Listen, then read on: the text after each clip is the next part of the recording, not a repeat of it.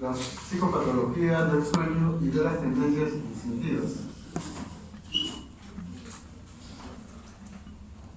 El ser humano tiene 24 horas del día, y esas 24 horas del día, divididos en 3 partes, corresponden a 8 horas de sueño, 8 horas de actividad o estudio y 8 horas para dedicarse a alguna actividad personal.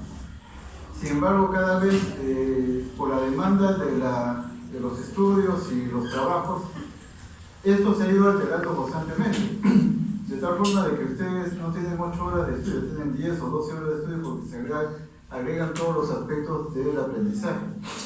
De igual forma, eso conlleva a veces que necesitan de alguna forma recortar tiempo, y ese recortar el tiempo lo ascriben generalmente al sueño. Por eso es que la mayoría de ustedes, ¿no?, duermen entre 4 o 5 horas, dependiendo de su capacidad para poder recuperarse, pero no se recuperan totalmente y siempre están cansados o fatigados después de dormir. Entonces es importante ver por qué motivo el sueño es una situación muy importante en el inicio o desencadenamiento de algunas patologías mentales. Es una de las primeras recomendaciones que se le hace a todo el mundo, es que debe dormir las horas que necesita dormir. Ahora, no todos tenemos el mismo tiempo de sueño para descansar o reponer energías. Hay personas que duermen poco. Generalmente, por ejemplo, las personas de la tercera edad empiezan a reducir su sueño entre 4 a 6 horas. Los recién nacidos, los bebés duermen 24 horas, generalmente, ¿no? Y poco a poco van creciendo, van disminuyendo su tiempo de sueño. El promedio de sueño general es 8 horas, pero hay personas que duermen y se recuperan bien en 6 horas, y hay personas que necesitan 12 o 15 horas para descansar. Entonces, una primera investigación que deben ustedes buscar es cuál es su tiempo necesario para dormir y recuperar energías. Dormir no significa perder la conciencia. Dormir significa que usted pueda recuperar el proceso desarrollado en el día, de tal forma que su cerebro se sienta lo suficientemente despierto para poder trabajar al día siguiente con claridad y con eficiencia. Y para eso, como les digo, ustedes necesitan a la hora de levantarse darse cuenta si realmente han descansado o no han descansado, si se sienten con pilas o están apagados. Lo cual significa de alguna forma que ustedes tienen que determinar el tiempo real necesario por cada uno de ustedes para recuperar el sueño. En la mitología griega, himnos no era sueño, era la personificación del sueño. Su madre era Nix, la noche, ¿no? Por eso es que el sueño se asocia a la noche, lo cual lo tuvo sin intervención masculina, aunque en algunas tradiciones hablan de que su padre fue Ereo. Era hermano o hermanastro de Thanatos, la muerte no violenta. Su equivalente romano es somnos, que significa sueño. Himnos o somnos son equivalentes. Según la mitología griega, ¿no?, Himnos vivía en una cueva oscura donde el sol nunca brillaba, y a su entrada se crecían las amapolas y otras plantas hipnóticas. Recordarán ustedes que la amapola, ¿no?, históricamente se empezó a utilizar, ¿no?, por los médicos para lograr conciliar el sueño o hacer descansar a las personas. Después, lamentablemente, se descubrió sus propiedades de dependencia, el opio, la heroína y otras más, y ahí la cosa se complicó. Igual sucedió con la cocaína. Sabrán ustedes que el padre de nuestro maestro Freud del psicoanálisis, ¿no?, empezó a utilizar gotas de cocaína para uso anestésico, y en un momento determinado lo recomendó, ¿no? Y posteriormente se detectaron que la cocaína era un fármaco muy potente. Entonces, en el proceso de descubrimiento de las sustancias podemos encontrarnos con ciertas sustancias que al inicio parecen inocuas y después generan dependencia bastante intensa. Según las fuentes, ¿no?, Himnos vivía con Thanatos en un palacio subterráneo cercano al de Nix, la madre. Según otras, lo hacían en una cueva bajo una isla griega, a través del cual fluía Lete, que se llamaba el río del olvido. Por eso es que el sueño no tiene algo que ver con los aspectos de olvidar. En una ocasión, Hera prometió a irnos la mano de una de sus gracias, Pasitea, si le ayudaba a dormir a Zeus. El sueño obedeció, pero Zeus despertó iracundo y lo hubiera arrojado del Olimpo si no hubiera intervenido su madre, Nix, que de alguna forma demostraba así el poder que ejercía tanto entre los hombres como entre los dioses.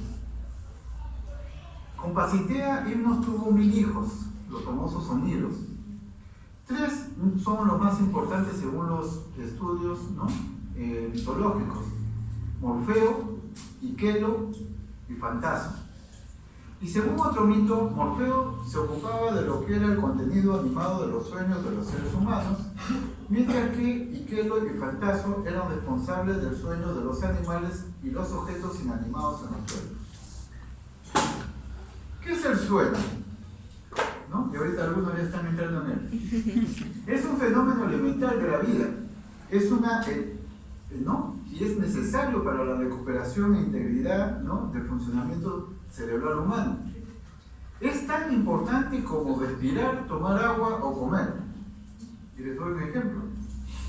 Cuando yo era interno, hacíamos guardias de 24 horas, cada 4 semanas.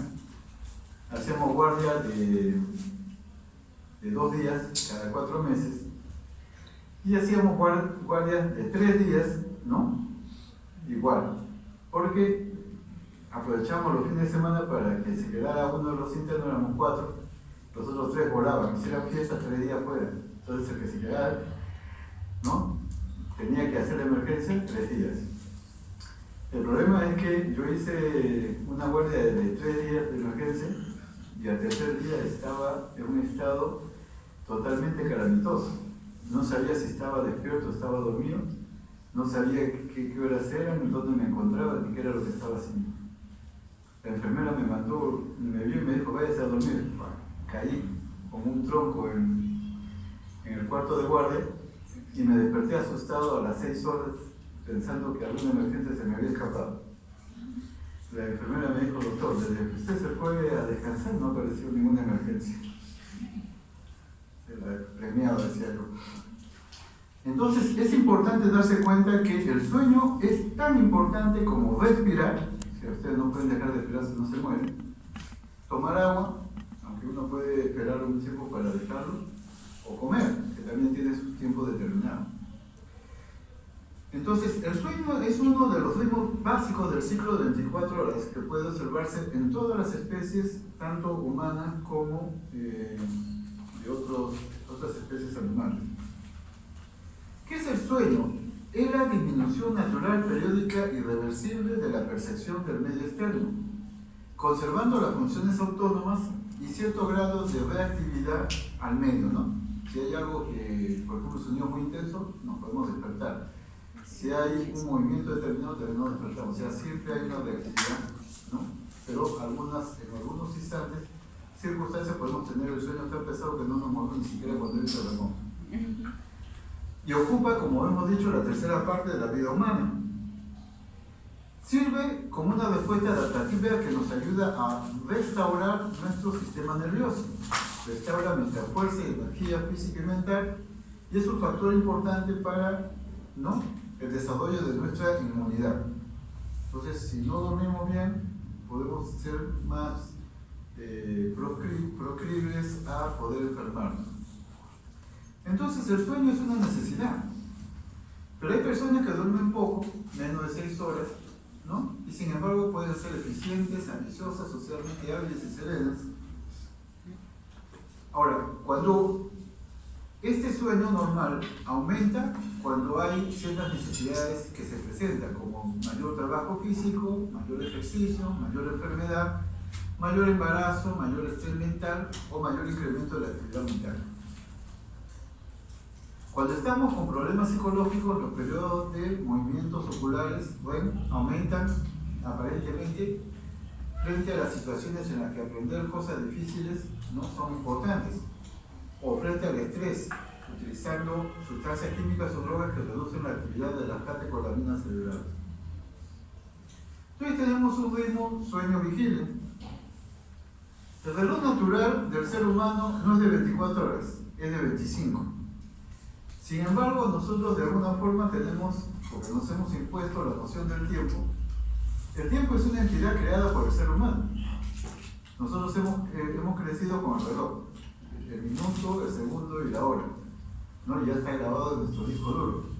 Pero no es una situación primaria, es una situación que ha sido impuesta culturalmente.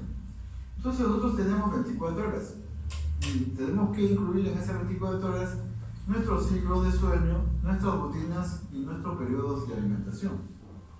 Por eso es que el sueño está influenciado por los ritmos biológicos y algunos ritmos biológicos son de 25 horas. Entonces puede que usted haga 24 pero siempre va jalando una hora de no completar.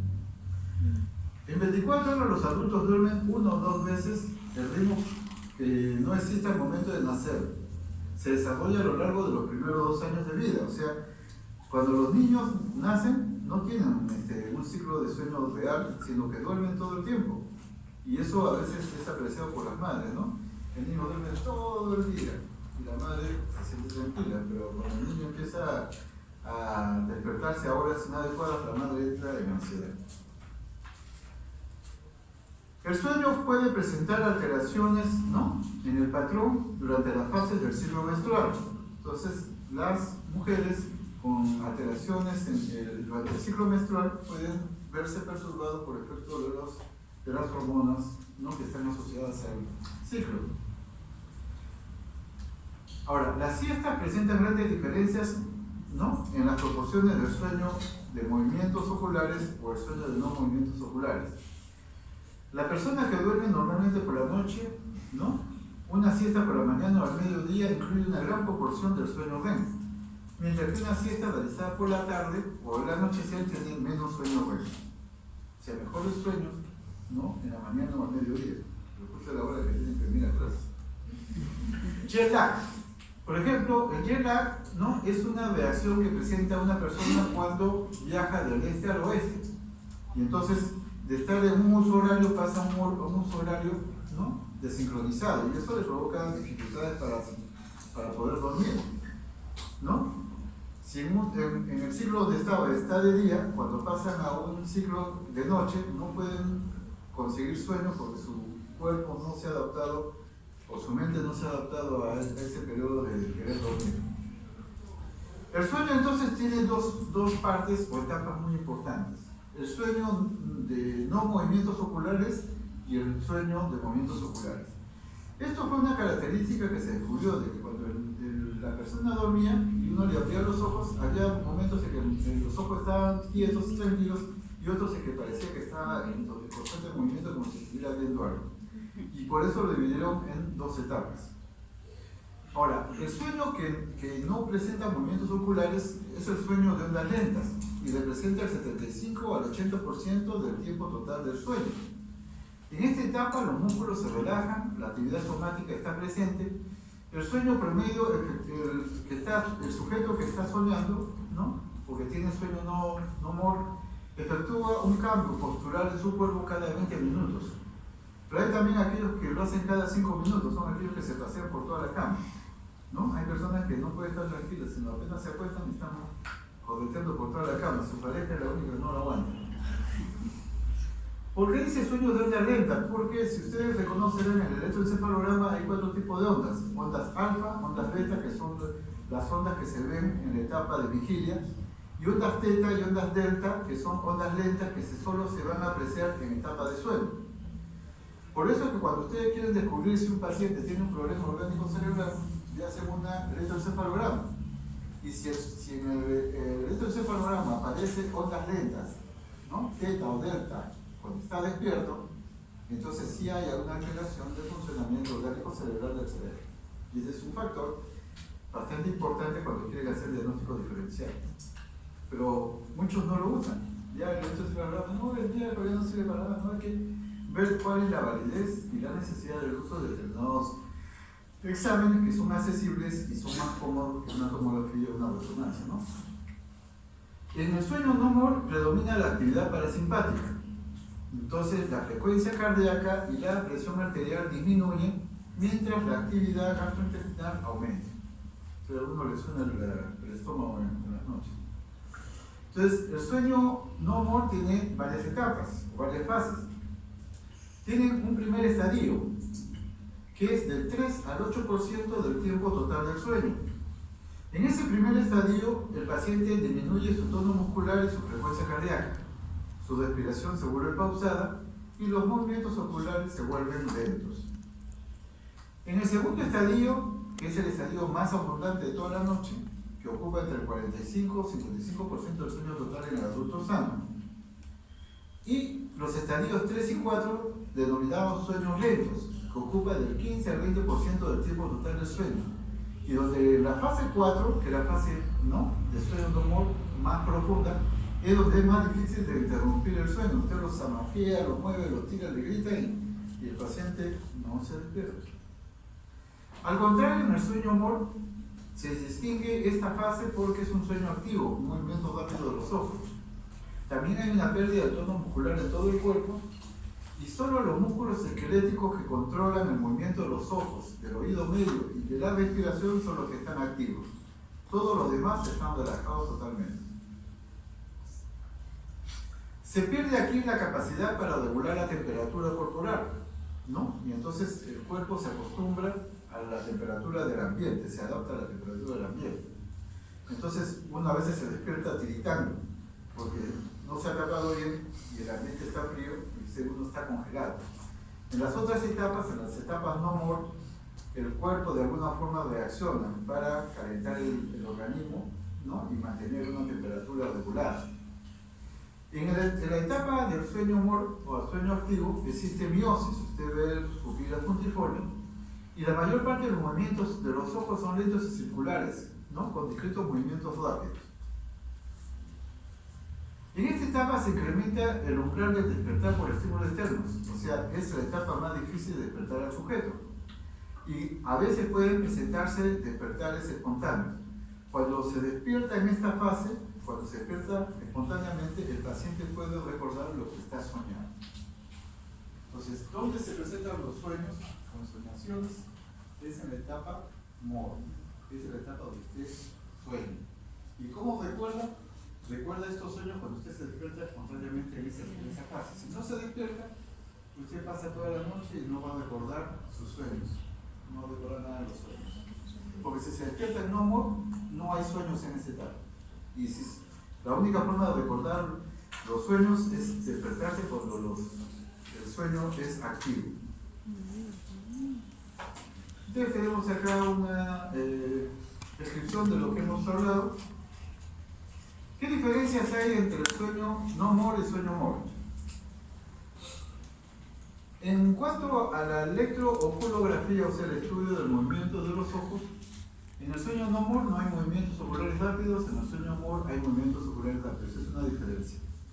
En electromiografía hay una relajación parcial en el sueño no-MOR y hay una atonía de los músculos en el sueño MOR, o sea, hay una total relajación de todos los músculos, no hay movimiento de los músculos, salvo lo que hemos dicho.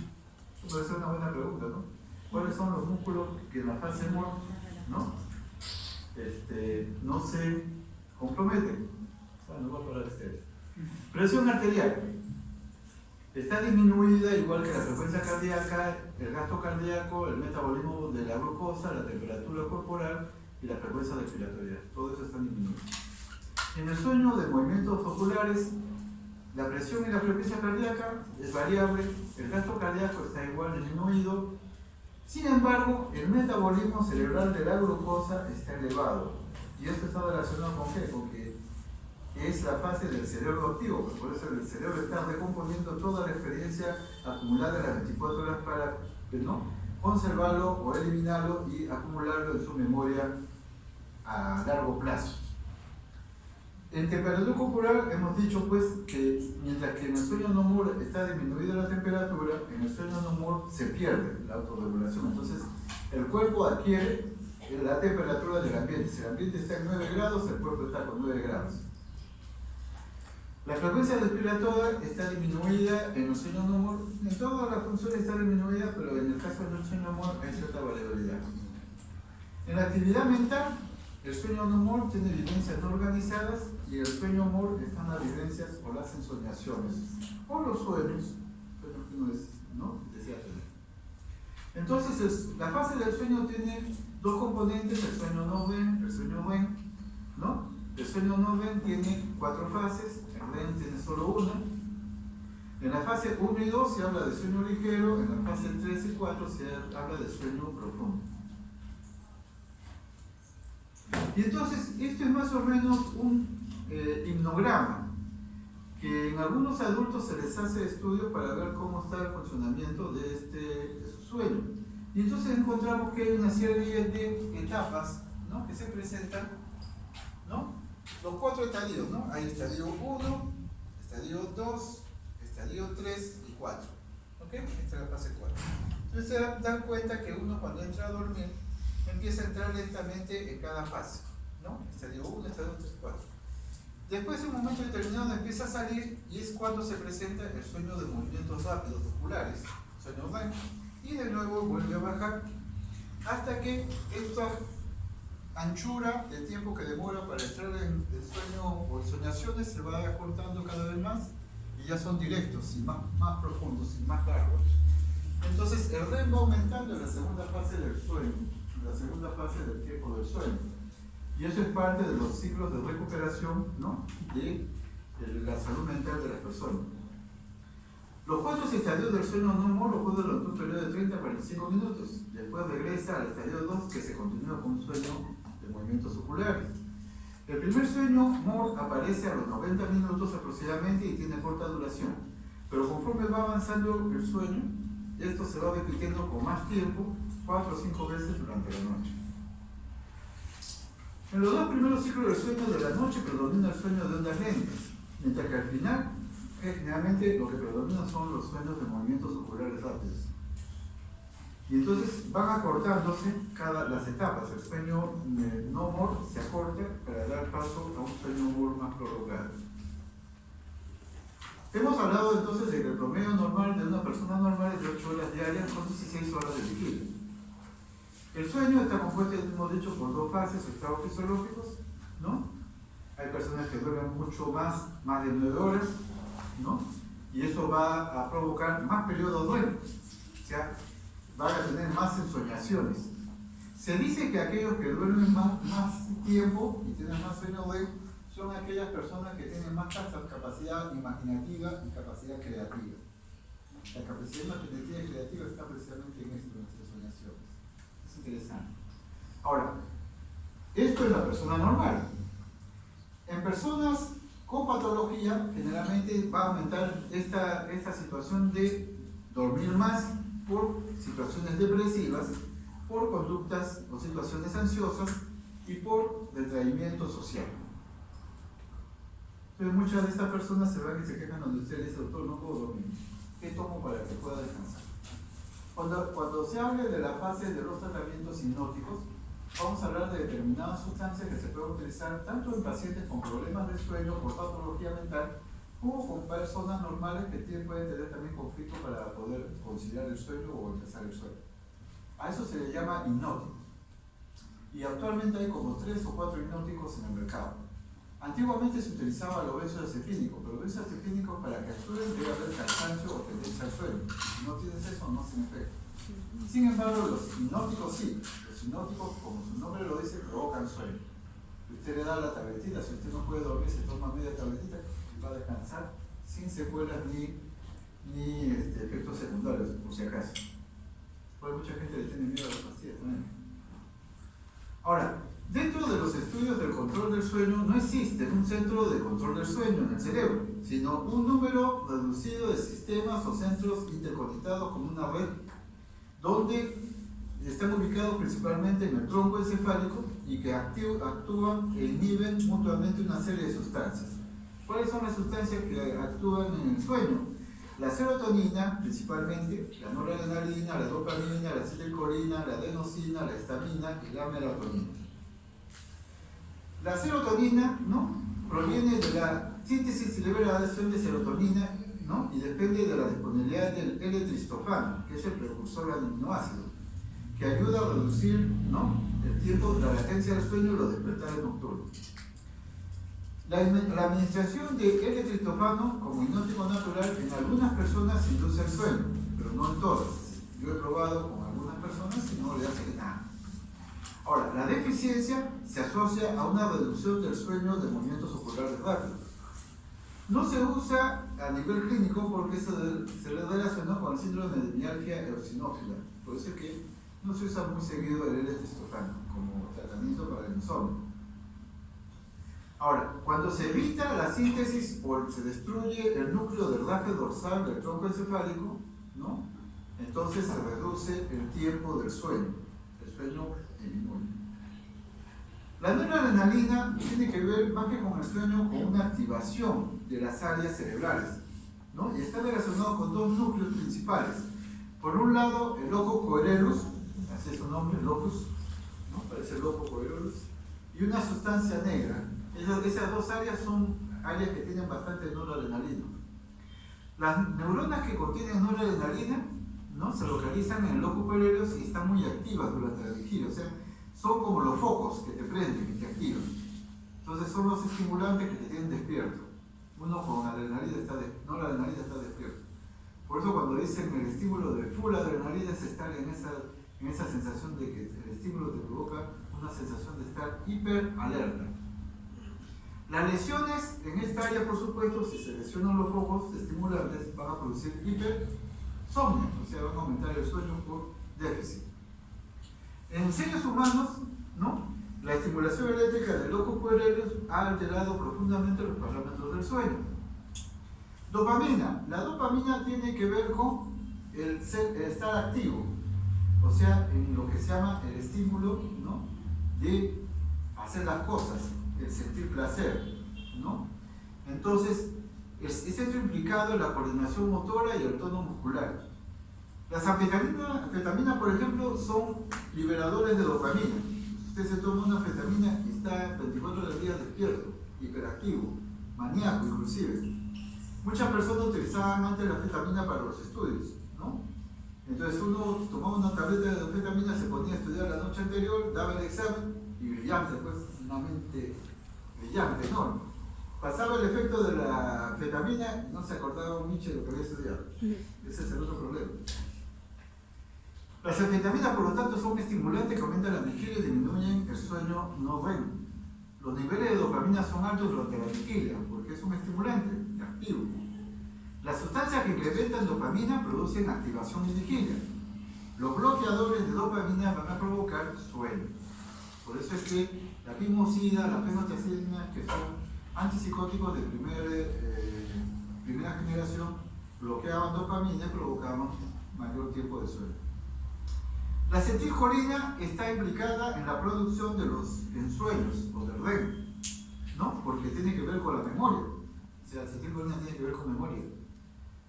Y es un grupo de neuronas que en la formación reticular de la protuberancia se encargan del inicio y mantenimiento del sueño no REM. Las alteraciones de la acetilcolina se asocian a cambios del sueño observados en el trastorno depresivo mayor. O sea, cuando hay un trastorno depresivo mayor, está afectada la acetilcolina y esto provoca alteraciones en el sueño. Por ejemplo, se acorta la latencia REM de 60 minutos o menos a un aumento del 96% del sueño REM y un desplazamiento de la distribución de este estado de la segunda hasta la primera mitad de la noche. O sea, aumenta el sueño tempranamente. La administración de un agonista da lugar a un rápido inicio del sueño REM. Las sustancias que reducen el sueño REM, como los antidepresivos, producen efectos beneficiosos sobre la depresión. Los pacientes con demencia tipo Alzheimer presentan alteraciones en el sueño, ¿no?, por una reducción del REM y de ondas lentas. La adenosina es un nucleósido de purina que ustedes se darán cuenta que tiene que estar asociado al código genético, adenosina. La cafeína disminuye por bloqueo del receptor de adenosina, disminuye el sueño por bloqueo. O sea, la adenosina tiene que ver con el sueño, tiene efectos sedantes, ¿no?, provoca una disminución de la vigilia. Pero si usted toma cafeína, el efecto de la cafeína es bloquear el receptor de adenosina, y por lo tanto usted, cuando toma café en guardia, está despierto. No se identifica aún el papel de la adenosina en la vigilia, ¿no? Y esto es algo que está bajo estudio. Histamina. Se identificó la histamina, ¿no?, en base a observaciones farmacológicas. Cuando uno le daba a un paciente histamina, encontraba que el ser humano que tomaba histamina entraba en somnolencia, lo cual indica de que de alguna forma la histamina, ¿no?, provoca sueño. No modifican significativamente el sueño nocturno, pero es un buen componente en los inductores del sueño. El principal problema es que es tolerante, o sea, se crea una tolerancia a su efecto hipnótico. Entonces, usted toma mucho tiempo o continuamente histamina y llega un momento que no le hace efecto. Ahora, ¿cuáles son los lugares neuroanatómicos del sueño y la vigilia? El sistema al despertar o estado de vigilia, las estructuras anatómicas que nos mantienen despiertos, tienen que ver con el tallo cerebral, y dentro del tallo cerebral, el famoso sistema activador reticular ascendente, o SARA, que es una red neuronal que estimula la corteza, estimula el tronco cerebral y estimula la corteza y lo mantiene despierto. La región del hipotálamo posterior, ¿no?, y el tálamo, a través de los núcleos talámicos, mantienen el estado de vigilia. El núcleo del RAFE, en el mesencéfalo, con sus neuronas ricas en serotonina, van a provocar mayor sueño. El locus coeruleus, con la liberación de noradrenalina, va a aumentar la vigilia. El núcleo basal de Meyner, ¿no?, va a tener mayor acetilcolina y eso va a actuar también sobre el sueño. Y en el núcleo supraquiasmático, ¿no?, existe un marcapaso que regula el sueño y la vigilia. Ese núcleo supraquiasmático sobre el quiasma, ¿no?, que ayuda a regular, ¿no?, el ciclo de sueño y vigilia.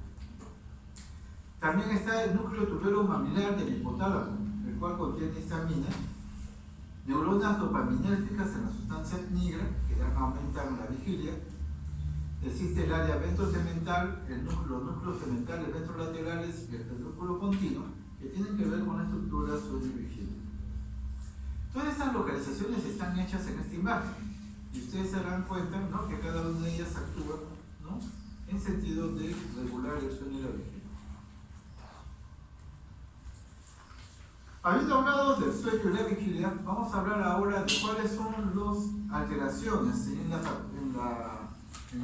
la patología del sueño, tal como lo establece la DSM. Hay tres categorías principales: los trastornos primarios del sueño, los trastornos relacionados del sueño con trastornos mentales y otros tipos de trastornos del sueño debido a enfermedades médicas o sustancias. La CI-10 establece tres categorías de alteraciones en los trastornos del sueño: las disomnias, ¿no?, las parasomnias y los trastornos del sueño asociados a procesos médicos o psiquiátricos. En la disomnia está lo que es el aumento o la disminución del sueño. En la parasomnia son alteraciones que se presentan paralelamente a la alteración del sueño y problemas de sueño asociados a procesos médicos o psiquiátricos que se pueden presentar. Entonces, dentro de los trastornos del sueño, la disomnia son trastornos que pueden ser intrínsecos del sueño o externos al sueño, o pueden estar relacionados al ritmo circadiano. Trastornos intrínsecos del sueño son el insomnio psicofisiológico o el insomnio idiopático, que se presenta espontáneamente, la narcolepsia, que es un estado en el cual la persona tiene tendencia bruscamente a entrar en sueño sin querer queriendo, la hipersomnia idiopática repetitiva, la postraumática. Hay un síndrome de la apnea del sueño, que es el proceso en el cual uno entra en sueño y deja de respirar. Hay el trastorno de los movimientos periódicos de las piernas, o aquellos que sienten pues que tienen piernas inquietas cuando duermen y están pateando a su compañero, ¿no? Es interesante. Los trastornos extrínsecos del sueño son generalmente por causa externa. Cuando no duerme uno adecuadamente, o sea, duerme a horas inadecuadas, no tiene un ritmo. Trastornos del ambiente: si el ambiente donde va a dormir no es el adecuado, hay personas que necesitan tener mucho silencio o necesitan tener una buena cama dura para poder dormir. insomnios por altura, cuando van a lugares de la sierra, por ejemplo, ¿no? Y son de altitud, no pueden dormir. Trastornos por problemas de adaptación, trastornos, ¿no?, de asociación cuando se empieza el sueño, insomnios por alergia alimentaria, ¿no?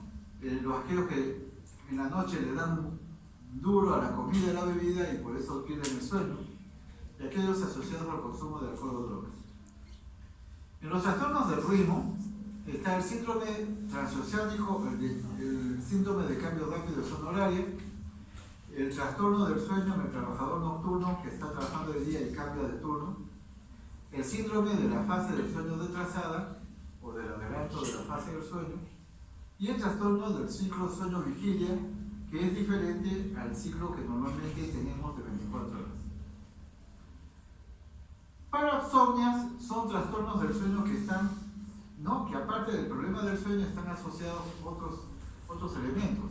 Por ejemplo, trastornos al despertar, trastornos en la transición de entrar al sueño o salir del sueño, ¿no? Y esto vamos a verlo posteriormente. Entonces, dentro de las parasomnias tenemos los trastornos al despertar. Hay personas que cuando se despiertan del sueño se despiertan confusas, sonámbulas o con terrores nocturnos. Aquellos que tienen problemas de transición de sueño a vigilia pueden presentar movimientos rítmicos, hablar, ¿no?, dormidos, o los calambres nocturnos en las piernas. Aquellos que están asociados con el sueño REM, o sea, con el sueño de soñar, y son, por ejemplo, las famosas pesadillas, ¿no?, o las parálisis del sueño, o las erecciones, ¿no?, cuando está uno dormido, entonces el pene se le erecta sin querer queriendo, y pueden ser dolorosas. Las arritmias cardíacas asociadas al sueño se presentan espontáneamente cuando uno duerme, ¿no?, y trastornos conductuales también cuando uno está dormido en estado REM. Otras parasomnias que se presentan son el bruxismo nocturno, que es ese arrastre de los dientes uno sobre otro como si estuviera haciendo un aserradero en la boca, ¿no? La enuresis nocturna, que es cuando uno se orina en la cama, y la distonía paroxística nocturna, cuando presenta contracturas musculares insólitas cuando está durmiendo.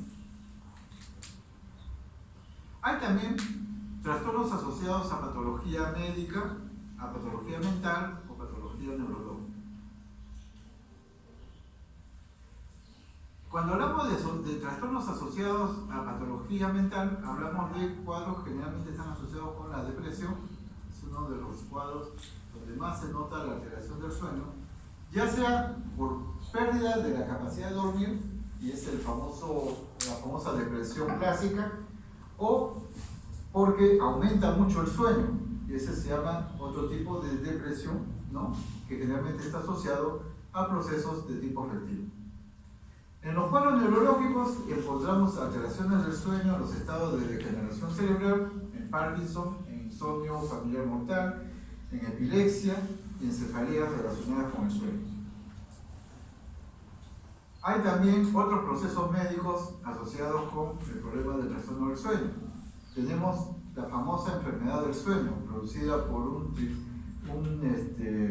parásito que es la trypanosomiasis africana, la famosa enfermedad del sueño, que lo pica un insecto, le transmite el tripanosoma y le va a provocar un sueño intenso a aquella persona, ¿no?, que es picada.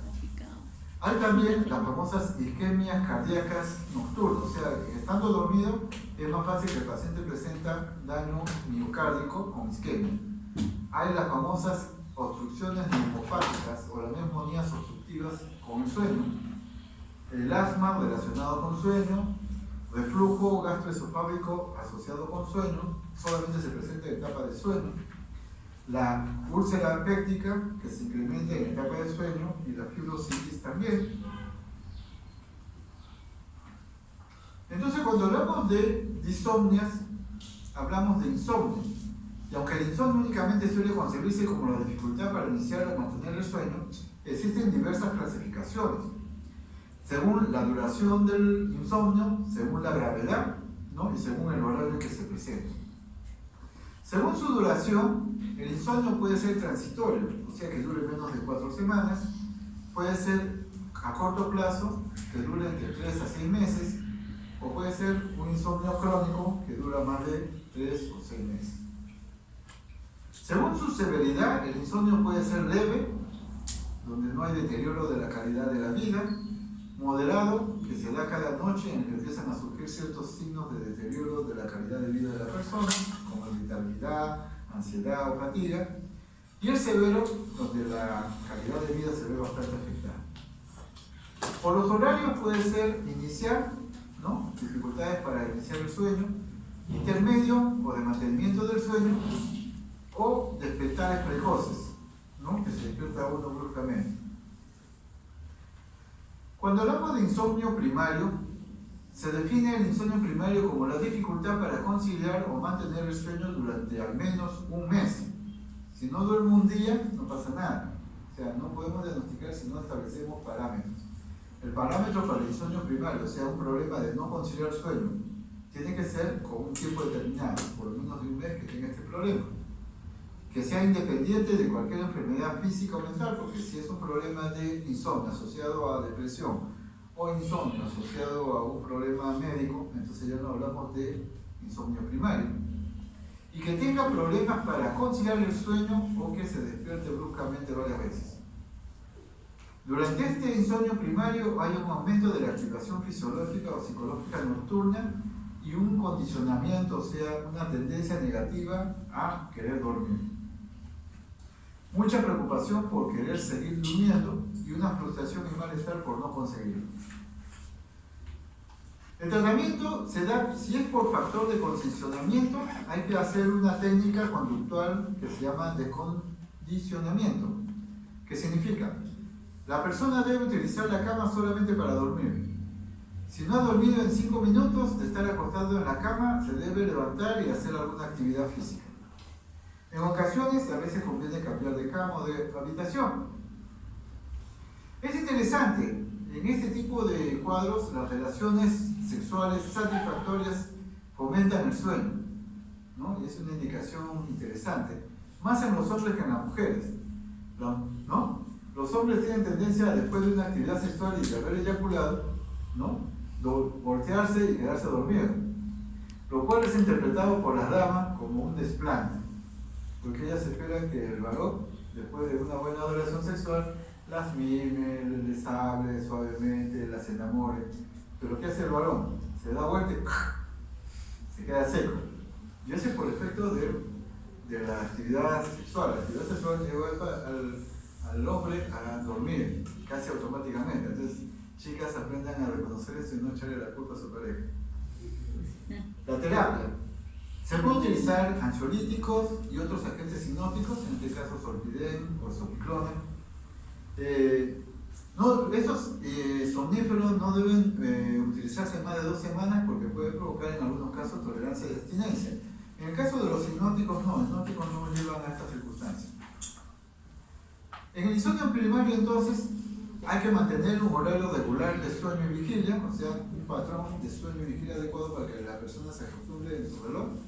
Evitar el uso de cafeína o comidas copiosas antes de dormir y realizar una actividad física adecuada para que el cuerpo esté cansado a la hora del sueño. Si el cuerpo no está cansado, no van a lograr que duerma. Hay también el insomnio psicofisiológico, que se presenta como una queja primaria en torno a la dificultad para irse a dormir. Un paciente puede referir que esta situación se ha mantenido durante años y niega que esté asociado a periodos de estrés en su vida, pero se habla del insomnio psicofisiológico para aquellos que han tenido problemas de estrés en algún nivel.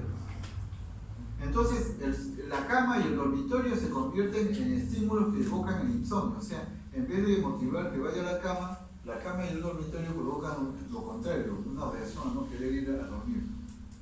Se asocia generalmente con episodios de estrés y trastornos de ansiedad, ¿no?, que provocan un síndrome de retraso de la fase del sueño, o el hecho de que las personas hayan consumido o estén presentando abstinencias a fármacos hipnóticos que han estado tomando continuamente.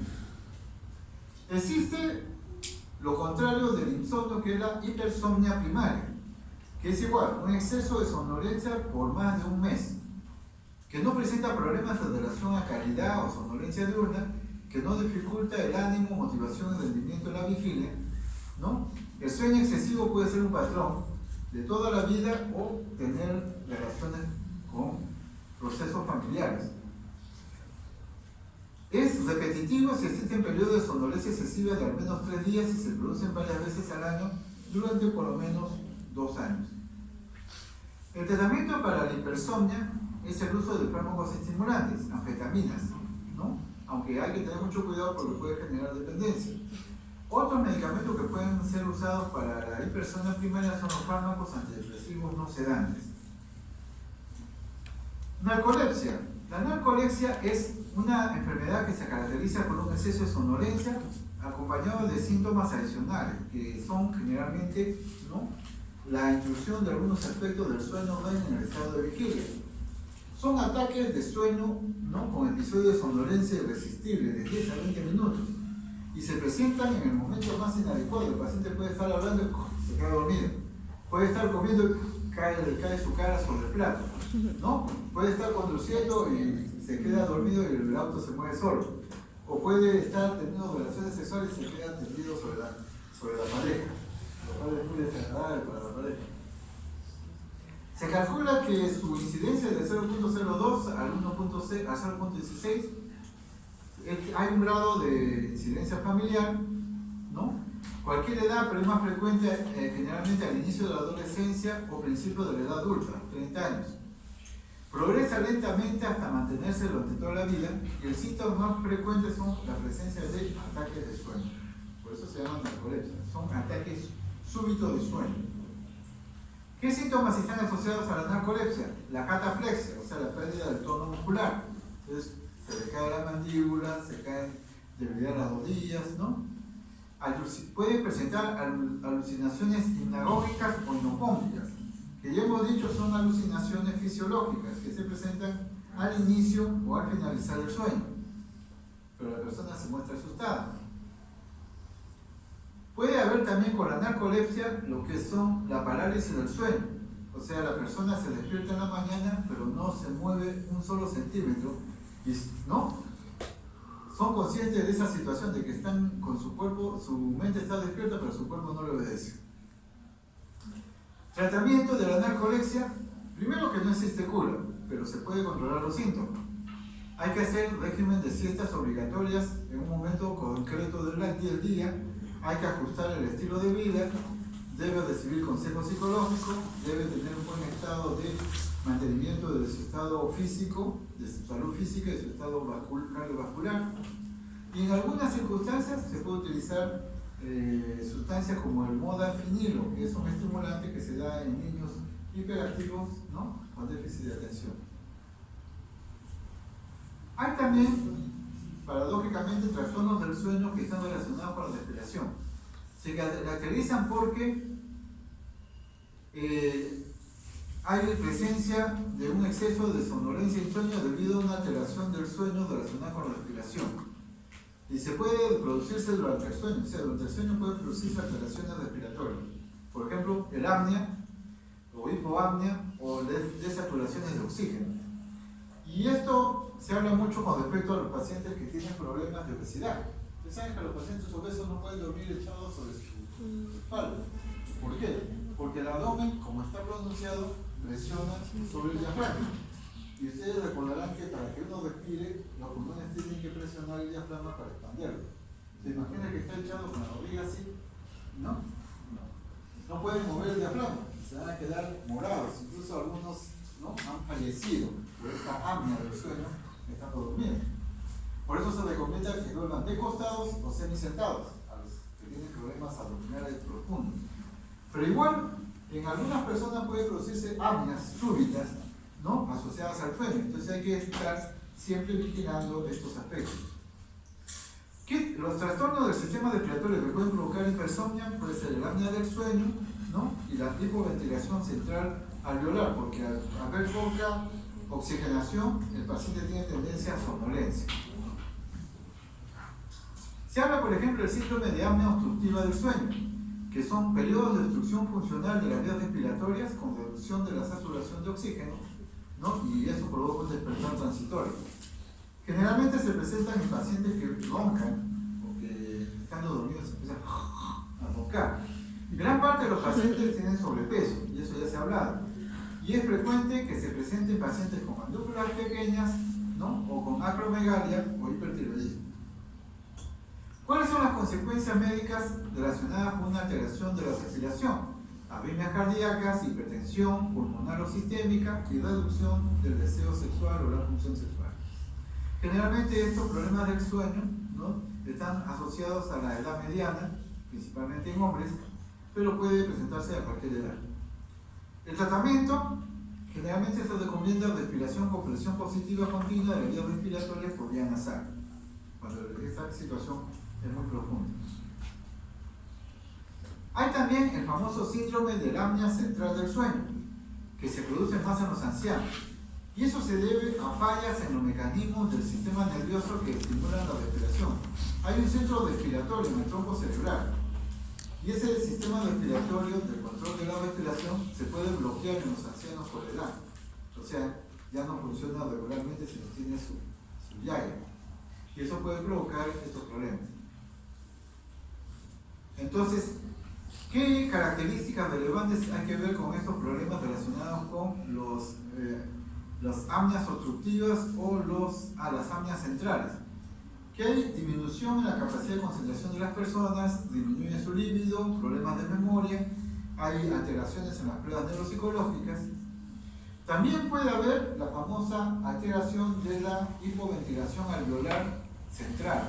O sea, es un trastorno por un deterioro de la ventilación a nivel de los alveolos. No se observan episodios de apnea significativos, pero hay una disminución del volumen y la frecuencia respiratoria que puede llegar a la persona a una situación de respirar poco, no hacer la oxigenación adecuada y quedarse en el sueño dormido totalmente y morir. ¿Qué se recomienda? La ventilación mecánica. Hay también trastornos del ritmo circadiano, y entonces hay el famoso sueño atrasado, el jet lag, el cambio de turno de trabajo, ¿no? Y algunos no especificados. El sueño atrasado es aquel en el cual la persona no recupera totalmente su sueño en varios días y entonces tiene cierta tendencia a querer dormir, ¿no? Porque no ha completado sus horas. Aquí el tratamiento es la cronoterapia para que uno vaya cambiando la hora en la que debe despertarse, retrasándola progresivamente. El jet lag, que ya hemos dicho que es alteraciones del cambio de uso de horario, cuando el paciente está, por ejemplo, sale de un lugar y va a otro, y resulta que en la hora que él debería estar dormido, porque es el horario del sueño, está todavía despierto porque el horario original de donde ha salido está de día. En los cambios de turno de trabajo también es frecuente, aquellos que van a entrar en guardias, ¿no? De noche o turnos de noche continuos pueden presentar problemas. Las parasomnias son fenómenos infrecuentes e indeseables que se aparecen durante el sueño o se produce en el inicio del despertar o el inicio del sueño. Las parasomnias se presentan en fases 3 y 4, entonces se asocia a un mal recuerdo de la alteración. O sea, acuérdense de que uno recuerda bien en la fase MOR, ¿no? Pero no va a recordar nada en fase 3 o 4, a pesar de que haya tenido mucho espectáculo. Y aquí tenemos, por ejemplo, el sonambulismo, ¿no? Entonces, un paciente puede presentar, ¿no? Sonambulismo con episodios 3 y 4, ¿no? Y no va a recordar nada de lo que ha pasado con él. Quienes sí se dan cuenta son los familiares que lo ven caminar, pues, al paciente, ¿no? En un estado de muñeco caminando, ¿no? Por el cuarto. Él abandona la cama, tiene tendencia a deambular, tiene tendencia a ejecutar actividades motoras, ¿no? Continuas. Se pueden caminar, vestirse, ir al baño, hablar, gritar y hasta conducir vehículos. Y terminan con un despertar de varios minutos de confusión. Estos cuadros generalmente suelen empezar entre los 4 y 8 años de edad. Prevalecen alrededor de los 12 años, es más común en niños, ¿no? Hay periodos estresantes que dan como resultados episodios de sonambulismo. El cansancio extremo o la deprivación de sueño exacerban este cuadro. El tratamiento consiste en tomar medidas oportunas para evitar posibles daños en la persona. Trastornos en el despertar, los famosos trastornos nocturnos, que se presentan también en el primer tercio de la noche durante la fase 3 y 4, por el estadio 3 y 4, donde los niños empiezan con un grito desgarrador y llanto, manifestación de ansiedad aguda tipo pánico, y el paciente se sienta en la cama con expresión aterrorizada gritando. Permanecen despiertos pero desorientados y no guardan recuerdo de lo que ha pasado. El episodio de terror nocturno después del primer giro continúa con sonambulismo. Son episodios de terror nocturno aislados y frecuentes en niños. Se asocian a despertar terroríficos, rara vez requiere tratamiento. Se puede dar diazepam en pequeñas dosis al acostarse, ¿no? Algunas veces, ¿no?, se mejoran el trastorno y el episodio empieza a desaparecer. Entonces, otro tipo de tratamiento no necesita porque el niño no recuerda nada, no tiene una imagen o memoria grabada del hecho del terror. Pesadillas. Las pesadillas sí son sueños largos y terroríficos, se presentan en la fase REM, en la fase de soñación y generalmente al final de la noche. A veces hay personas que sufren pesadillas a lo largo de toda su vida. Cerca del 50% de la edad adulta sufre pesadilla ocasionalmente y tampoco necesita un tratamiento específico. Pueden utilizarse fármacos que supriman la fase REM del sueño, como antidepresivos tricíclicos, ¿no?, que pueden reducir la frecuencia de las pesadillas, o se puede utilizar benzodiazepinas, que no producen ningún daño al despertar a una persona. Tampoco si uno está con pesadillas, no se va a afectar a la persona porque uno lo despierta. Uno lo despierta y la pesadilla de alguna forma se controla. El bruxismo es el famoso rechinar de dientes, ¿no? Y se presenta en personas, ¿no?, en la noche cuando están durmiendo empiezan a mover como si estuvieran doliendo algo, y al día siguiente están con un dolor intenso en la quijada, ¿no? O puede ser que la persona que duerme al lado escuche el ruido de este aserradero. El tratamiento para este tipo de bruxismo lo dan los odontólogos, que es el uso de una placa que se coloca según la medida dental. Antes de dormir se le pone la placa para que la persona no haga este movimiento. Trastornos de conducta durante el sueño. Es una patología crónica y progresiva principalmente en varones, donde hay lo que se llama la atonía durante el sueño REM. Acuérdense que en el sueño REM los músculos se quedan totalmente atónicos, ¿no? Y entonces aparecen conductas violentas y complejas. Se observa en pacientes con narcolepsia que han sido estimulados con antidepresivos tricíclicos.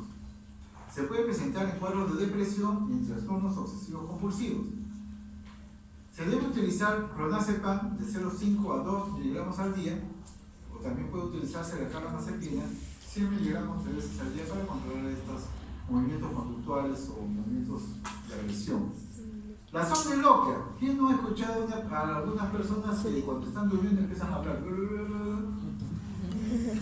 Ahora, eso que hablan a veces no es ni siquiera audible o tiene sentido. Y no se asusten, aquellos que hablan de sus sueños, no hay forma de que puedan descubrir nada de su vida. No aparece nada de su vida pecadora, por si acaso.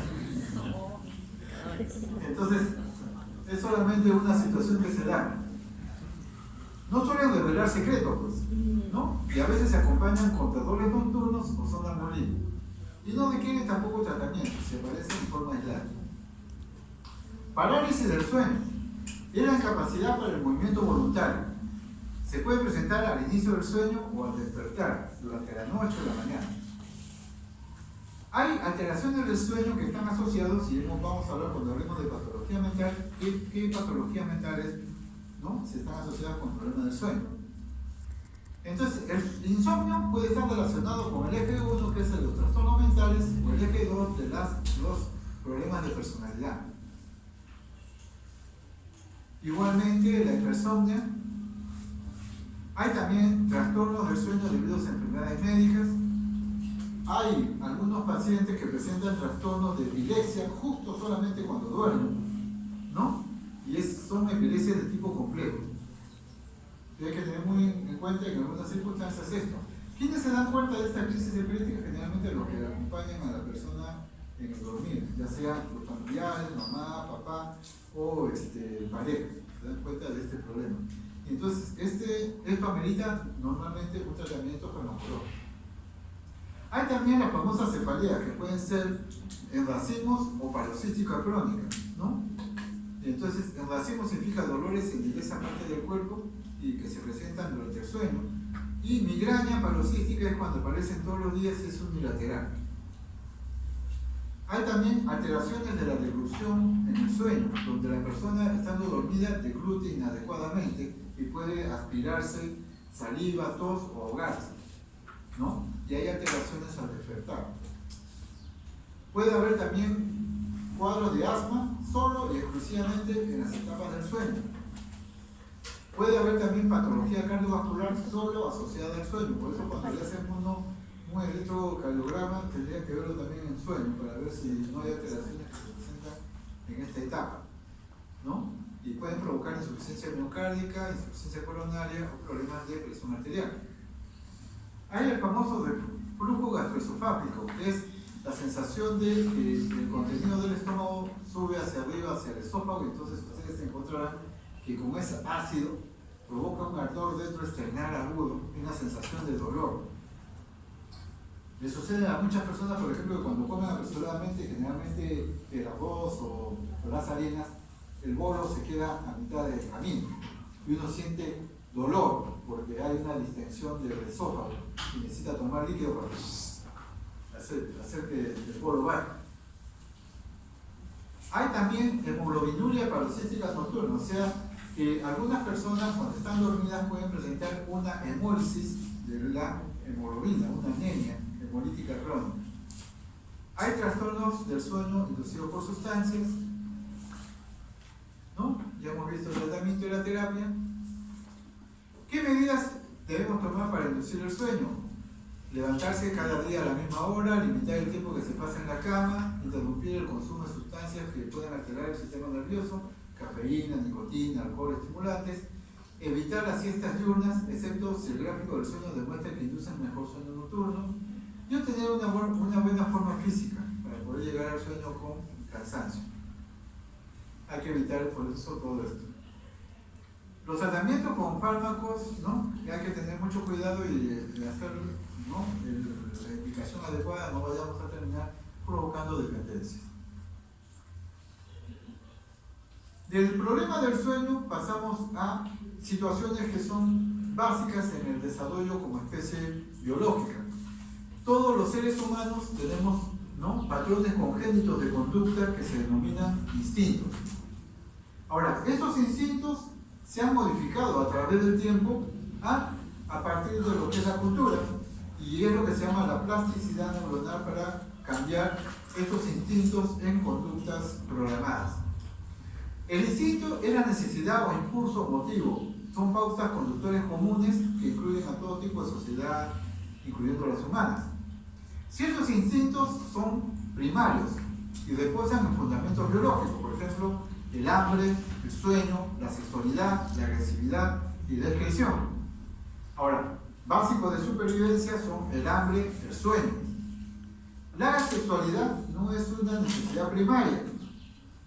O sea, nadie se muere por no tener sexo. ¿Ok? Entonces cuando el enamorado le dice a la chica, si no tengo sexo me voy a morir, eso es una gran mentira. Más bien le va a tomar una ducha fría y se le va a pasar todo.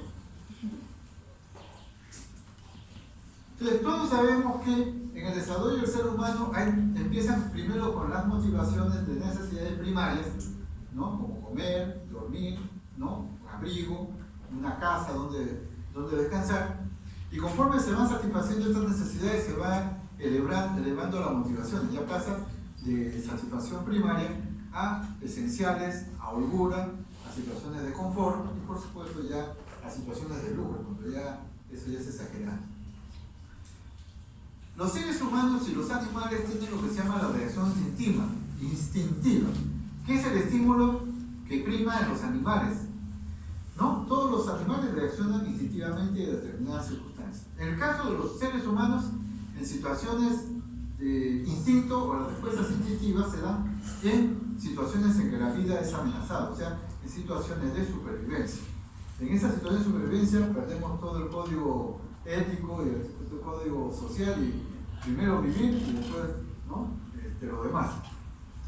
Las motivaciones primarias en seres humanos reciben influencias de la cultura y entonces esto va a modular las expectativas, se va a modular la conducta o los instintos a través de expectativas sociales.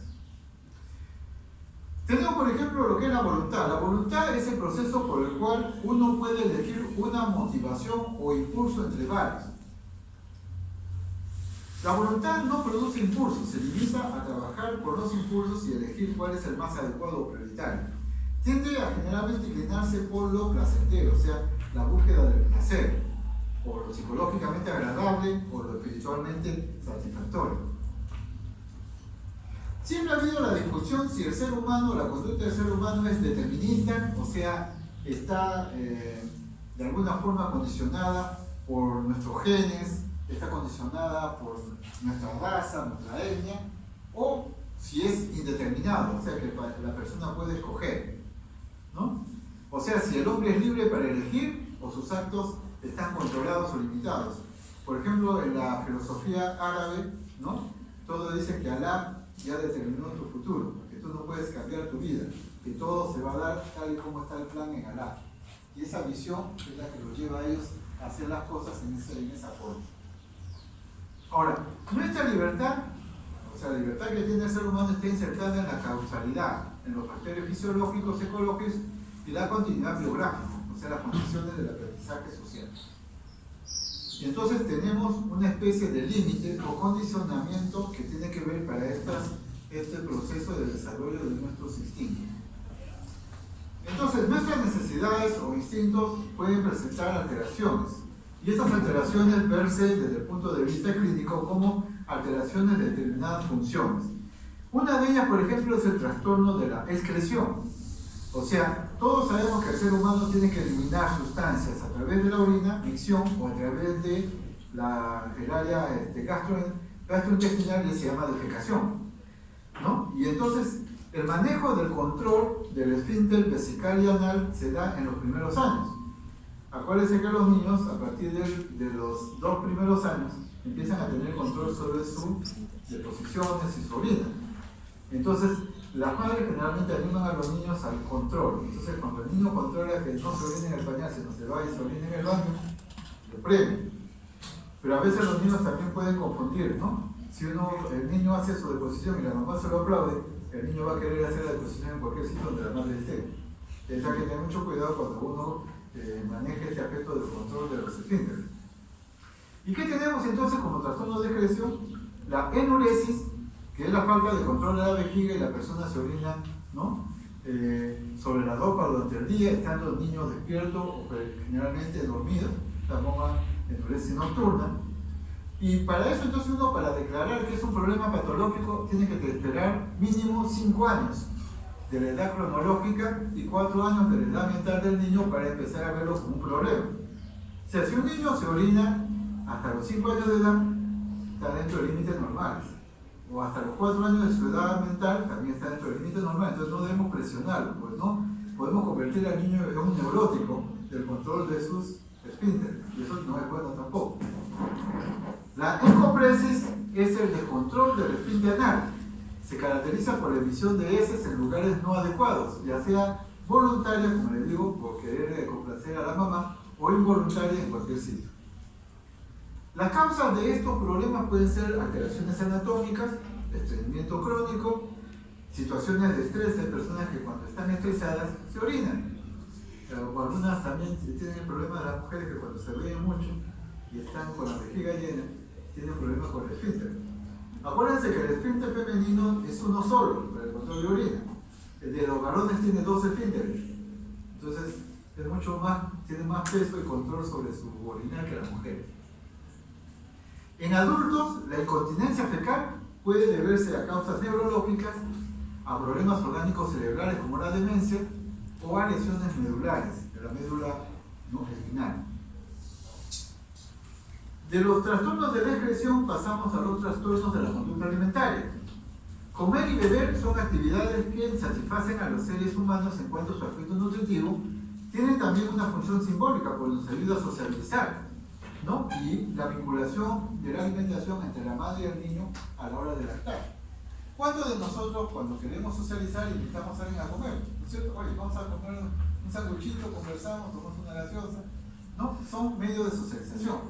Pero muchas veces se ha perdido esta socialización cuando han empezado a funcionar los sistemas de tipo analógico, ¿no? O virtuales.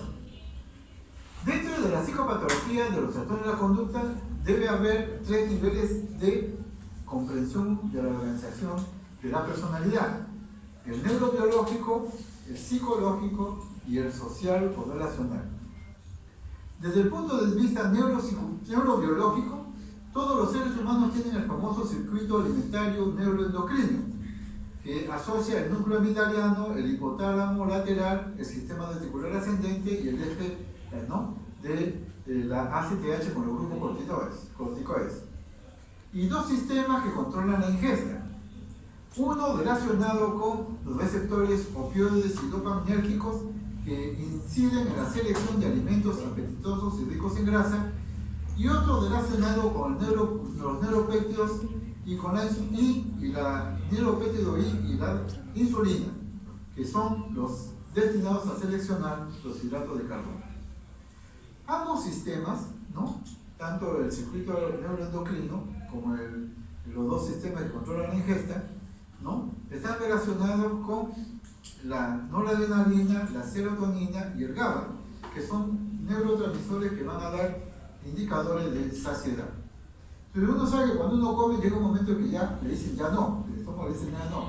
Ahora, uno es vicioso, come más, ya empiezan los problemas.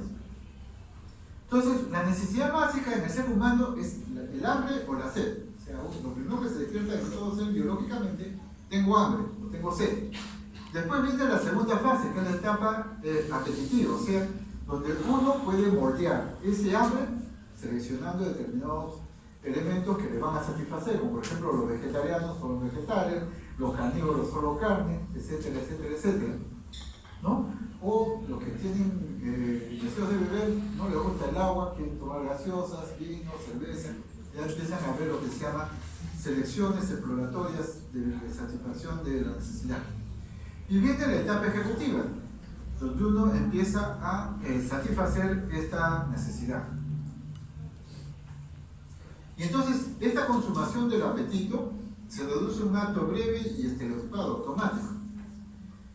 Pero hay que tener en cuenta que una satisfacción intestinal excesiva, como beber o comer en demasía, puede provocar unos sentimientos desagradables, como hartura o saciedad. En el ser humano, los factores psicosociales actúan mucho sobre los moduladores de base neurobiológica, provocando situaciones de tendencia de alteración de la alimentación de tipo predisponente o perpetuante. Dentro de estos factores tenemos los hábitos alimentarios, las modas y la percepción social de la imagen corporal. Acuérdense que en algunos lugares se comen, por ejemplo, lagarto, se come canes, se come gato, ¿no?, se come suri, ¿no?, se come hormigas, ¿no?, que cosas que para nosotros en nuestro desarrollo social no son alimentos estimulantes para comer, pero en otros lugares sí, se come cocodrilos, se come serpientes, en Corea se comen serpientes, se la preparan, etc. O el sushi, que es el sushi original japonés, que es carne de pescado crudo, no es el que nosotros ya está combinado acá y lo comemos muy suavecito y cocinado.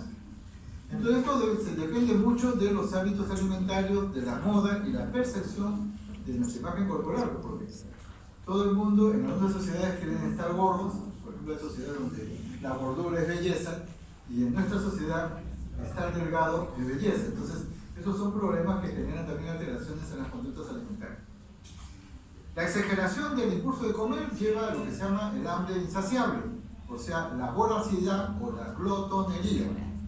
Y algunos dicen el vicio, ¿no? Pero no es vicio, pues ese es un problema. Es la necesidad impulsiva de ingerir comida, mientras que la potomanía, que no es un insulto, es la necesidad impulsiva de ingerir líquidos. Cuando la exageración del impulso alimentario se configura como un auténtico ataque de hambre, entonces la persona come, ¿no?, en grandes cantidades y generalmente sustancias con hidrato de carbono o grasas. Entonces se da una comelona, ¿no?, de 1 litro de helado, un pastel completo, se lo come solo. A eso llamamos nosotros ataques de hambre, ¿no?, que se llama bulimia. Se ha encontrado, ¿no?, que en el retardo mental, en los esquizofrénicos, en los depresivos, en los ansiosos, resultan afectados por estos aspectos de bulimia. La ansiedad los lleva a comer más. También es frecuente en las chicas jóvenes con problemas de personalidad, principalmente los trastornos, ¿no?, límite de personalidad, los trastornos borderline. Hay también la obesidad, que es la sensación, ¿no?, el sentimiento de hambre insaciable y desordenado que provoca en una persona una frustración por el hecho de que está perdiendo la figura. El otro extremo es la anorexia, que es la reducción de la conducta alimentaria.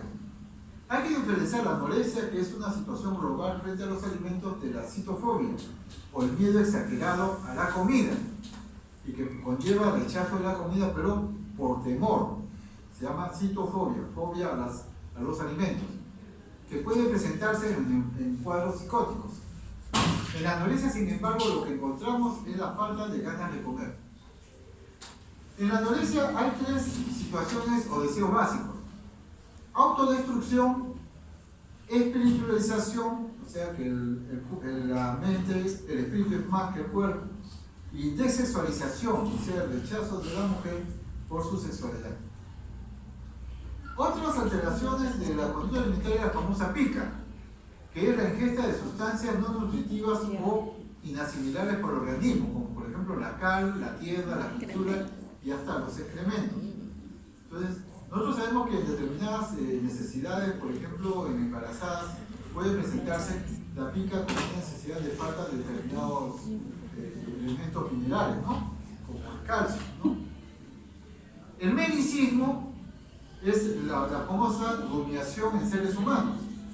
¿Recuerdan ustedes que por qué se llaman rumiantes a determinados animales? Porque tienen 4 estómagos.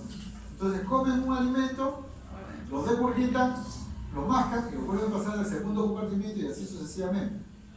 En el caso del ser humano, el ser humano solamente tiene un estómago, pero el melicismo es la rumiación del ser humano, que es come, lo mete al estómago, lo regurgitan, lo mascan y lo vuelve a pasar, lo vuelve a regurgitar y así aparecen llamas, ¿no?, o virus. Entonces eso se llama melicismo y es muy frecuente en cuadros de retardo mental profundo. Y existen también los famosos antojos alimentarios, algunos condicionados socialmente, ¿no? Una embarazada tiene que hacer sufrir a su pareja. Quiero fresas, se me tapa que no hay fresas. Quiero helado a las 12 de la noche cuando está haciendo frío. O sea, esa es una forma de venganza, sí. Se venga. Por tu culpa salí embarazada, ahora vas a sufrir. El otro grupo de trastornos de tipo instintivo son los trastornos de la conducta agresiva. La agresividad es una pauta de conducta que obedece a motivaciones diversas, desde la defensa innata frente a peligros reales, ¿no?, a reacciones agresivas por frustraciones de la vida cotidiana, o a conducta agresiva sensibilizada por la presión cultural. Entonces, uno cuando está metido, ¿no?, en un lugar donde hay una barra brava y uno es hincha, puede verse contagiado a hacer lo mismo que hacen todos los hinchas, romper cosas, tirar cosas en protesta, lo cual, ¿no?, es una presión sociocultural. Por lo que sucedió en la Segunda Guerra Mundial, muchos justificaban la muerte de los judíos porque era necesario que murieran, y eran personas de lo más normales, pero socialmente habían sido ideologizados por el nazismo, y los había hecho pensar que los judíos no eran seres humanos, sino que eran cualquier tipo de animal. Entonces esa visión, la visión de la conducta agresiva, puede ser también promocionada desde el punto de vista sociocultural. Hay que tener mucho cuidado. La neurobiología nos habla de que hay un circuito neuroendocrino del área de excitabilidad, donde la noradrenalina es el neurotransmisor de las acciones agresivas y la adrenalina el agente del miedo de activación del estado de emergencia. Entonces, la adrenalina nos prepara para la emergencia, para la lucha, para defendernos. La noradrenalina nos programa automáticamente para agredir, para luchar, para matar. Y hay un mecanismo psicológico de la agresividad, que es la frustración. Las personas con frustración ¿no? El sentimiento de miedo, celos o envidia puede llevarlo a conductas de agresividad humana. Lo que está sucediendo con el feminicidio, conducta de agresividad humana provocada por la frustración del varón, de que la mujer lo abandona, de que ya no quiere estar con él, etc. El perfil típico de un sujeto muy agresivo consiste en primer lugar de un nivel de agresividad elevado a un bajo umbral para la frustración, o sea, no tolera la frustración. Son sujetos sobreprotegidos en la infancia, o sea, pueden ser personas que han sido muy protegidos por una madre ansiosa, ¿no? Y los provoca o los lleva a un perfil de agresividad. Puede también tener motivos como la educación sistemática en el sí, que conduce a no tolerar el no, y la asociación familiar, que impide el ejercicio de moverse por ambientes con seguridad y sin temor.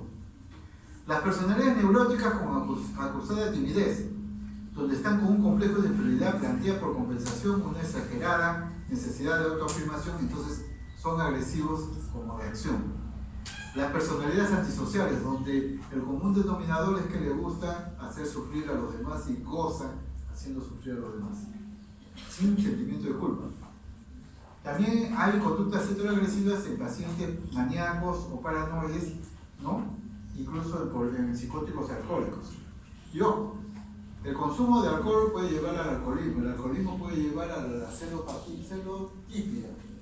alcohólica, la celotipia alcohólica puede llevar al feminicidio. Tengan mucho cuidado en esa asociación. La asociación de alcohol, violencia, ¿no? Paranoia y muerte de la pareja. Ahora, hay dos tipos de tendencias, ¿no? En las conductas autoagresivas, que son tendencias de autoagresión activo y pasivo. Los activos, generalmente, ¿no? Están relacionados con querer matarse, intento suicida, y los pasivos son generalmente aquellos que están relacionados con cuadros, como por ejemplo los esquizofrénicos, que tienen tendencia a hacerse lesiones progresivas y lentas. Yo conocía a veces pacientes esquizofrénicos que se cortaban los dedos. Eran uno, entonces eran dos, eran tres, eran cuatro. O había esquizofrénicos que le gustaban las orejitas de los pacientes. Le decía una paciente a otra, me gusta tu orejita. También. Entonces, conductas no son parte de la patología mental, ¿no? Pero es importante tener en cuenta. Entonces, las tendencias activas son conductas autolesivas y conductas suicidas, ¿no? Generalmente se presentan más en cuadros depresivos, pero también hay que tener en cuenta las automutilaciones de los esquizofrénicos. Entonces, en el caso del suicidio, hay que tener muy en cuenta de que ha aumentado el incremento de los suicidios en nuestras sociedades, en todo el mundo. Tentativa de suicidio es cuando uno ha intentado y ha fallado a matarse, ¿no? Y uno tiene que siempre debe buscar cuál es la situación que ha generado este problema. El acto suicida es un esquema de conducta donde se incluyen los suicidios consumados, frustrados y meras tentativas. Se distinguen tres actos: el acto de cortocircuito, la reacción de fuga y el acto teatral y demostrativo. En el caso del suicidio por cortocircuito es aquel suicidio que se presenta en forma impulsiva, o sea, se presenta inmediatamente, no se piensa en el suicidio, no se programa el suicidio, se hace la conducta de suicidio inmediatamente. Se da, por ejemplo, en pacientes adolescentes que han peleado con los padres o el enamorado y ¡pah! Intenta suicidio inmediatamente después de la salida. No lo piensan, no analizan nada, lo hacen en forma impulsiva. Por eso se llama es un circuito cerrado, es todo o nada. Ese es el primer tipo. La segunda es la reacción de fuga ante una situación intolerable, ¿no? Entonces, cuando uno ha sentido una frustración, pérdida de algo, pérdida del enamorado, y lo va elaborando, no tolera la situación y se mata. Y el tercer tipo de conducta suicida o acto suicida es el acto teatral, o sea, aquel que quiere jalar o generar algún beneficio personal, ¿no?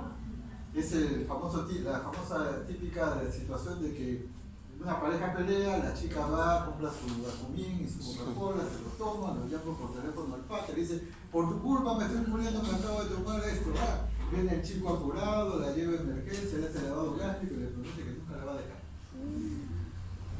¿Cuál es el diálogo? Les digo que en algún momento ya pues el chico se cansa y pues mátate, y no le llega ningún auxilio. Y entonces la chica muere sin querer queriendo. ¿No es cierto? No quería morir, solamente quería conseguir beneficios, pero nadie la salva. Es el famoso suicidio teatral, que puede ser también chantaje o venganza. Ahora, los suicidios psicopatológicos aparecen por orden de presentación de importancia, primero en depresión. ¿Por qué estudiamos tanto la depresión? No por la depresión misma, es por el riesgo. El 50% de los suicidas son por causa depresiva. Si usted tiene un paciente depresivo, se tiene que de todas maneras investigar si hay conducta, idea suicida. Porque si no lo pregunta, después el juez le va a decir: ¿usted por qué no lo preguntó si sabía que era un depresivo? Y usted es culpable por no preguntar. Entonces pregunte. Hay el prejuicio que dicen de que si uno toca temas de suicidio en un depresivo lo va a animar a matarse. Mentira, eso no es cierto. Segundo, en los alcohólicos, ¿sí? Cuando está uno tomado no mide riesgos, ¿no? Se sube al auto, se va a 100 por hora y se mata, o se sube al puente a hacer equilibrio, se cae, etcétera, etcétera. Los esquizofrénicos, generalmente los suicidios esquizofrénicos son por alucinaciones comandatorias de que se mate. Hay voces que dicen: mátate. O alucinaciones de persecución constante, que sienten que los persiguen y ellos se sienten tan angustiados que dicen: mejor me mato para que ya no me persigan. Entonces son dos situaciones en los esquizofrénicos que se pueden dar por suicidio. Uno por ideas delirantes y alucinaciones de persecución intensas, y otra por órdenes directas que le dicen que se maten, y obedece automáticamente y se mata. ¿No es cierto? Hay también suicidios epilépticos. A veces los epilépticos, ¿no?, por impulsividad pueden, y por accidente, justo a la crisis le da en un lugar donde no debe, se matan. Y por supuesto hay las personalidades histéricas y borderline que en primera instancia buscan llamar la atención, pero después pueden provocar una situación de éxito letales cuando no hay nadie que los pueda salvar. Muy bien, estas son preguntas para exploración. Tenemos también alteraciones en la voluntad, como problemas de disminución. La voluntad es la capacidad de poder elegir, motivado para poder elegir un impulso entre varios. Entonces, ¿qué se encuentra? Que hay trastornos como la hipobulia, donde el paciente se siente que no tiene motivación para nada, o las vivencias de influencia, o sea, donde se siente de que alguien, ¿no?, lo influencia o lo maneja a distancia, ¿no? Y según las condiciones socioculturales puede ser producto de un espíritu diabólico, los ángeles que lo dominan, la sugestión o la hipnosis como un fenómeno natural, o a través de teléfonos o ordenadores que lo obligan a hacer algo contra su voluntad. En tercer lugar tenemos el negativismo, que es la incapacidad de la persona para obedecer una orden, que puede ser pasiva o activa, y la famosa obediencia automática, que es lo opuesto. Mientras que el negativismo, yo me niego a responder o obedecer, la obediencia automática es lo contrario, es la capacidad que tiene, ¿no?, la dificultad que tiene una persona de evitar obedecer una orden. Si uno le ordena ponte de cabeza, se pone de cabeza. Si uno le dice ponte de cuatro patas, se pone de cuatro patas. O sea, no puede impedir, ¿no?, hacer la orden que le están indicando. ¿Ok? Muy bien. ¿Preguntas que deseen hacer con respecto a la exposición, alteraciones del sueño y alteraciones de las funciones instintivas, psicológicos y sociales? Lo malo que desde el punto de vista biológico no tenemos miles de años. Desde el punto de vista psicológico, algunas décadas, algunas centenas. Y desde el punto de vista social también menos. Entonces nuestra función racional a veces no funciona con el control de las emociones. Nuestro cerebro reptiliano, ¿no?, nos lleva a hacer cosas que nuestro cerebro racional diría no lo hagas. Entonces depende de cuánto nosotros podemos manejar nuestras emociones, nuestros impulsos, ¿ya?, y nuestras conductas. Entonces es importante tener en cuenta esos aspectos. ¿Preguntas? ¿Alguna duda? Si no, lo veremos en el examen entonces. Okay.